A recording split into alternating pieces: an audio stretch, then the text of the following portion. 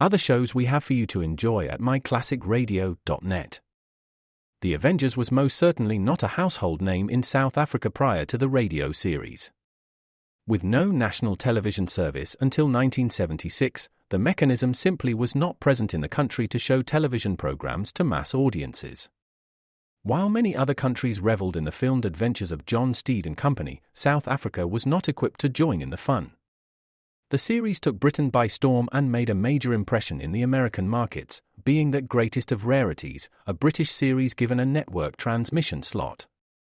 However, as a filmed series, rather than a videotaped one, The Avengers was able to gain a modicum of exposure in South Africa through film rentals. Come and listen at myclassicradio.net. Other shows we have for you to enjoy at myclassicradio.net. 21 Precinct was a police drama broadcast on CBS from July 7, 1953, to July 26, 1956. It initially served as a summer replacement for My Friend Irma. The show was produced in cooperation with the Patrolmen's Benevolent Association of City of New York and adaptations from True Criminal in New York. The Policeman's Point of View. Historically, the 21st Precinct had been located near Gramercy Park, Manhattan. In 1929, the department reorganized the precinct numbering, and 21st designation was discontinued. No such precinct existed during the run, nor does a 21st precinct exist. However, the fictional precinct's territory closely corresponds to that of the Upper Side's 23rd precinct since 192. Come and listen at myclassicradio.net. Your Coca-Cola bottler presents Claudia, based on the famous play and novels by Rose Franken. Brought to you transcribed Monday through Friday by your friendly neighbor who bottles Coca-Cola. Relax, and while you're listening, refresh yourself. Have a Coke. And now, Claudia. Come on, get conscious, will you? This is a dress rehearsal, remember? All right, you kids, now get out of the wings.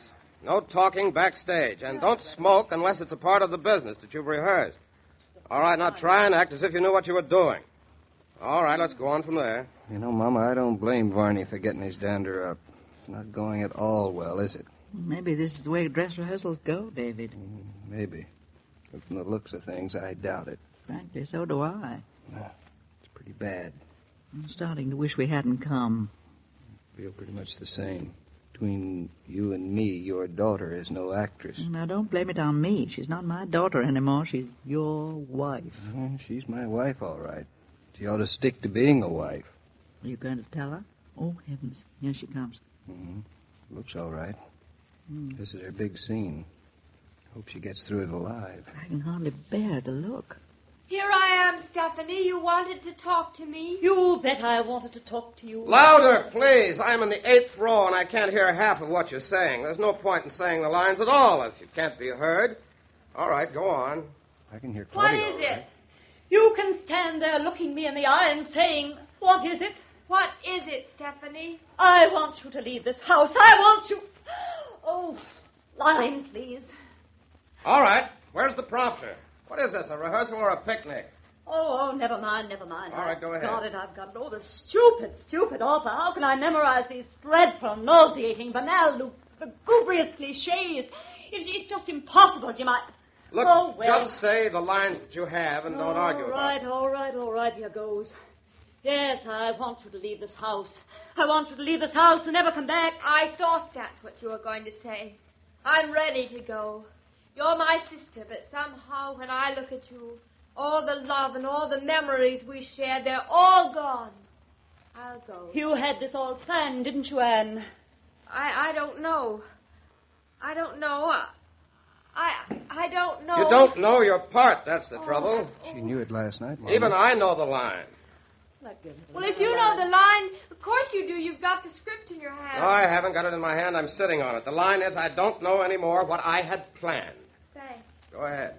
I don't know anymore what I had planned or what I meant to do or what I meant to say. All I know is that I'm ready to leave and I don't care if I never come back. Where are you going? I bought a ticket for New York this morning. If you like, I'll let you know where I'm staying. Anne, do you need some money? I don't need anything. You've taken away the only thing I ever really needed. I loved Guy, Stephanie. I loved him more than you'll ever be able to love anybody. But you have won him. He's yours. I wish you luck. You're going to need it. Pretty words. Oh, Jim, that's so inadequate. I need something else here, something I can get my teeth into, something with emotion, with bite. She's got her teeth in the scenery, if you ask so me. innocuous. Look, just get your teeth in the lines you have, and we'll worry about additional lines later. Please go on. Do you know Excuse me. Just say it. All right, What's pretty words. Do I speak now? Yes. Goodbye. You're very proud. Yes, I am proud. Very proud. For the first time in my life, I'm not afraid of you, and I feel I can manage without you. Goodbye, my beautiful sister. Anne, don't go. Don't leave me, Anne. Curtain, please. That's enough. It's as much as I can stand. Well, David, what do you think of that? Oh, mercy. That was absolutely terrible. Sean, you going back to see her? Yeah, you bet I am. Well, the pleasure's all yours. What are you going to say to her? Exactly what I said to you. Well, now, don't be too hard on her, David. Well, compliments won't help her, Mother. Maybe the truth will. All right, that's all for now. Take a 10-minute break. Then everybody back on stage. I want to go over some notes that I made on the run-through. Relax if you can. No, I don't suppose it went very well, did it, Jim? Went terrible. You'll have to do a lot better opening night if you want to take this show into New York. And I mean it. All right, now relax, everybody. 10 minutes, and then everybody back on stage. That includes backstage, too. David, you run along alone. I want to call up the house and ask Bertha if she needs anything for dinner. Mrs. Brown, I have a sneaking feeling that you are a coward. I do not deny it or make any excuses. Well, I'll go on back then. Any message for your daughter? What does a mother say at a time like this? A mother? What does a husband say at a time like this? Let's see, where is it? I can never find my way around these places. We should put numbers on the door. Oh, here. Dressing room 8. Oh, David Norton. Come to see your little wife. Hello, Miss Manners. That's right. Well, what do you think of her? Well, it's hard to judge a performance on its first dress rehearsal. Well, I think she's very interesting in the part. Yes, very interesting, and really potentially a very sweet little actress. What worse could you say? But I think she'll get by. You a cigarette? Cigarette? Yes, I think so. Your brand? Thank you. Okay. You know we're all in there pitching for her. Yes, I know. Match, please. Thank you. You, going to be around? Just a little while. You know, I think if you and I talk this over between us, we might be able to help Claudia. So, do drop into my dressing room before you go. Yes, I will. And, Mr. Norton, please don't be too hard on her. Bye-bye. Oh, wait a minute. It's only your husband. Oh, is that all? Come on in. Well, hello, you. Hello. Aren't you going to kiss me hello? With all that stuff on your face? Oh, it doesn't come off. I like kissing you, not an advertisement for lipstick. David, you look as if you have a headache. I'm not surprised. Have you one? No. Well, then you didn't... Come on, take off your makeup. Let's go home. Well, aren't you going to tell me how I was? Well, take off your makeup. Plenty of time to talk when we get home. Can I come in? Oh, come in, Mr. Varney. Oh. Hello, Norton. Hello, Varney. I'm dead. Anybody got a chair for me to drop on? Yeah, right over there. Well, that was the first dress rehearsal. We are sure not going to get far this way. Was it so terrible? Young lady, I think it's time you and I had a little talk. Don't go, David. Stay here. Well, just as you say, remember, I'm only your husband. Got a match? Yeah, sure. Cigarette? Oh, here's one. Well, yes, Mr. Varney? Claudia, what happened to you? What do you mean? I thought you were going to be good in this part. I thought you were going to be fresh and young and simple. I thought the audience was going to be on your side. And? You came out on that stage and nothing happened. No electricity. No excitement. No surprise. No, nothing? No, nothing at all. You looked as if you felt you didn't belong there. You looked like a sleepwalker. You looked as if you had to keep remembering your speeches. You looked as if you just... Oh, yes, you did. You looked as if you'd stumbled on the stage by mistake. Well, I didn't feel that way, honestly, Mr. Varney. I was starting to feel it was going pretty well. Well, take it from me, it didn't go very well. It didn't go really well at all. The whole thing reeked. Now, wait a minute, old man. Your star, Miss Victoria Manners, isn't one jot better. That has nothing to do with it. Well, why don't you go bawl her out? Now, one thing at a time. You don't dare bawl her out, so you're taking it out on Claudia. David, you don't have now, to... personally, I thought Claudia was pretty darn good. You don't say. I do say. What's more, I'll have you know I'm not prejudiced. I'm always the first one to hop on her when she's wrong. I think she has a difficult part to do, and she's not getting any help from the other actors on the stage, either. You don't say. David, it's awfully sweet of No, you, you but shut really... up. I'm talking now. Go ahead. If she did look lost and helpless and uncertain, then that's in the part. The point is, my dear man, that Claudia is not supposed to look confused, but the part that she's playing is supposed to look confused. No hogwash. David, you're being awfully sweet, I'm not being sweet. Husbands should not be allowed in the theater. They're a pain in the neck. They're worse than mothers. I agree with you, but I'm here now, and you asked me to come to this dress rehearsal. It's not my idea. If you don't like Claudia in this part, I'll take her right home with me, and you can find yourself another actress. David! I told you to shut up. So now I'm getting my orders from you, Norton. You're darn right you are. I think it's high time you stop picking on my wife just because you don't dare pick on Victoria Manners. If you ask me, she's the one that's terrible. It doesn't matter how terrible she is. She's still the leading lady. Yeah, just as I thought. You're scared to tell her. Well, I'll tell her for you. If you dare say one word David, to her... you wouldn't. Well, I'll think about it. But how would you like playing a scene opposite Victoria Manners, Mr. Varney? She'd be pushing you into the corner, stepping on all your lines, moving in on your speeches. She'd do everything she could to distract you and take the audience's attention away from you. I am only a director. All I'm trying to do is put on a play. Just put it on fairly well so that the audience doesn't hoot us out of the theater or sit on their hands when the curtain goes down.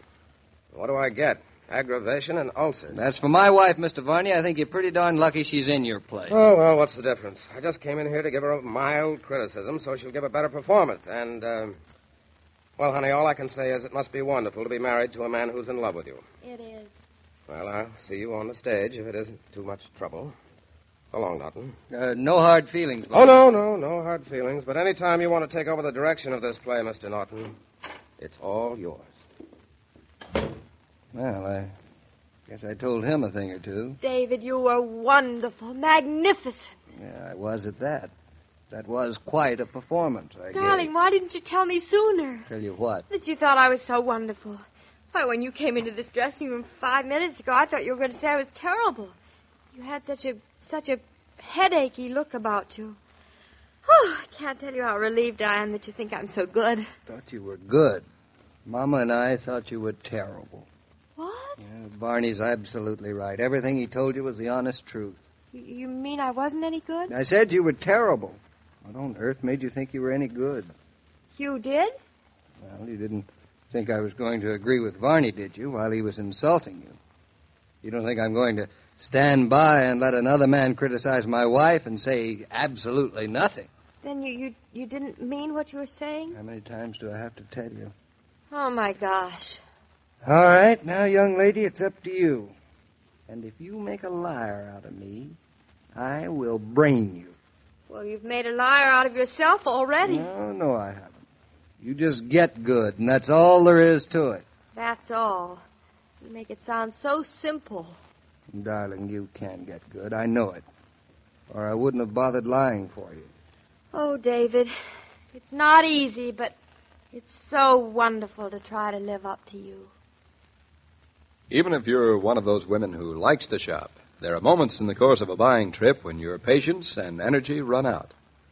At such times, you'll do well to look about for one of those friendly red coolers that invite you to shop refreshed. Pause for ice-cold Coca-Cola, and it'll be easier to finish shopping. Coke helps to restore your good humor. It brings everyone the pause that refreshes. Did you watch the dress rehearsal, Mr. King? Oh, I eavesdropped on part of it, Miss Manners. Well, what did you think? Well, I'd rather not say. Oh. Then you agree with David. I'll give you my opinion after the opening night on Monday. That's the only time it's really fair to judge an actress. Suppose Claudia will be so nervous on Monday, it'll be even less fair to judge her then. Well, we'll see. First things first, you know. Well, be sure to come around backstage to say hello. I will. Every day, Monday through Friday, Claudia comes to you transcribed with the best wishes of your friendly neighbor who bottles Coca-Cola. So listen again Monday at the same time. And now this is Joe King saying au revoir. And remember, whoever you are, whatever you do, wherever you may be, when you think of refreshment, think of Coca-Cola. For Coca-Cola makes any pause the pause that refreshes. And ice-cold Coca-Cola is everywhere. The parts of Claudia and David on this program were played by Catherine Bard and Paul Crabtree, and the entire production is supervised and directed by William Brown Maloney. And now, here's a word from your friendly neighbor who bottles Coca-Cola.